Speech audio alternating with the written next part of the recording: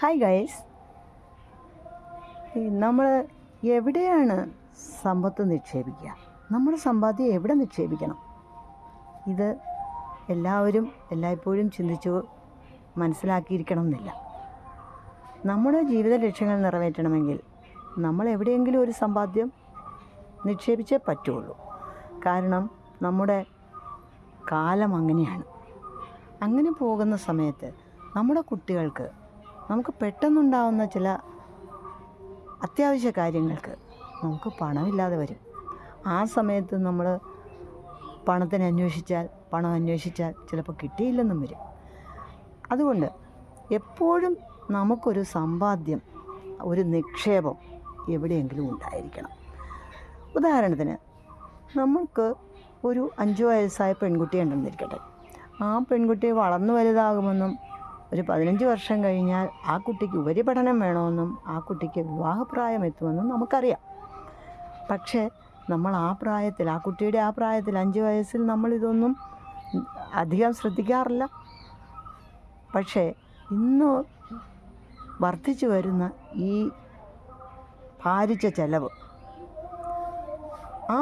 ചെലവ് നമുക്ക് എങ്ങനെയെങ്കിലും അഡ്ജസ്റ്റ് ചെയ്ത് പോകണമെങ്കിൽ നമുക്ക് അന്ന് ഇതിൻ്റെ 10 ഇരട്ടിയായിരിക്കും ചിലവ് വരിക.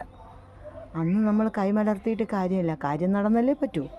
അപ്പോൾ നമുക്ക് എന്തായാലും നമുക്കൊരു നിക്ഷേപം ആവശ്യമാണ്. ആ നിക്ഷേപം എവിടെ, എങ്ങനെ ലാഭകരമായി നിക്ഷേപിക്കാം, അതാണ് നമ്മൾ ചിന്തിക്കേണ്ടത്. നമ്മൾ സാമ്പത്തിക ശാസ്ത്രത്തിൽ എല്ലാവരും അഗ്രഗണ്യരൊന്നുമല്ല, അറിയാം.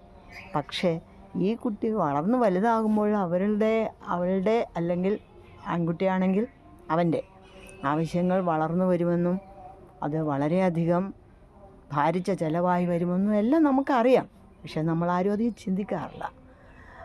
അതിന് പറ്റിയ ചില മാർഗങ്ങൾ, നമ്മുടെ സമ്പാദ്യ പദ്ധതികൾ, ഇത് എങ്ങനെ വേണമെന്ന് ഞാൻ പറഞ്ഞുതരാം. നമുക്കിതെല്ലാം നടക്കും. നമ്മുടെ ജീവിതത്തിലെ എല്ലാ ആവശ്യങ്ങളും നടക്കും. നമ്മളൊന്ന് മനസ്സ് വെച്ചാൽ മതി. ആ മനസ്സ് വയ്ക്കുന്നത് കുറച്ച് നാളുകൾക്ക് മുമ്പ് തന്നെ ആകണം എന്നത് മാത്രം. അങ്ങനെയാണെങ്കിൽ നമ്മുടെ ഓരോ ആവശ്യങ്ങളും കൃത്യമായ കാലയളവിൽ നമുക്ക് നിവർത്തിച്ച് പോരാൻ സാധിക്കും. അതുകൊണ്ട് ഞാൻ ടാറ്റ AIAയിൽ അഡ്വൈസറായി ജോലി ചെയ്യുകയാണ്. അതുകൊണ്ടാണ് ഞാൻ ഈ പറയുന്നത്. കാരണം എൻ്റെ ജീവിതത്തിലും ഇങ്ങനെയുള്ള പ്രശ്നങ്ങൾ പലപ്പോഴും ഉണ്ടായിട്ടുണ്ട്. പക്ഷേ അന്നൊന്നും നമുക്കിതുപോലെ ഒരു ഉപദേഷ്ടാവ് പറഞ്ഞു തരാനൊരു സോഷ്യൽ മീഡിയ നമുക്കില്ലായിരുന്നു.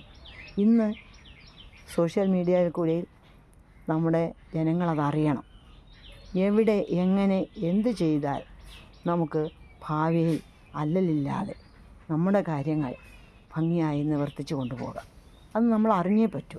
ഇനിയുള്ള കാലത്ത് ഭാരിച്ച ചെലവ് അത് നമ്മൾ നേരിട്ടേ പറ്റൂ. അങ്ങനെ വരണമെങ്കിൽ നമ്മുടെ ഈ സമ്പാദ്യ പദ്ധതി എങ്ങനെ വേണം, അത് വളർന്നു വരുന്ന രീതിയിലാകണം, ലാഭകരമായി ഭാവിയിലൊരു ആവശ്യം നിറവേറ്റത്തക്ക രീതിയിലുള്ളതാകണം എന്ന് നമ്മൾ കണക്ക് കൂട്ടി കുറച്ച് നാളുകൾക്ക് മുമ്പ് തന്നെ അതിന് മുൻകൈ എടുത്താൽ നമ്മുടെ ഈ ആവശ്യങ്ങളെല്ലാം നിറവേറ്റപ്പെടുന്നതായിരിക്കും. അതിനുവേണ്ടി ഈ നിക്ഷേപ പദ്ധതികളെക്കുറിച്ച് കൃത്യമായി അറിയണമെന്നുണ്ടെങ്കിൽ താഴെ കൊടുത്തിരിക്കുന്ന നമ്പറിൽ വിളിക്കൂ. Thank you.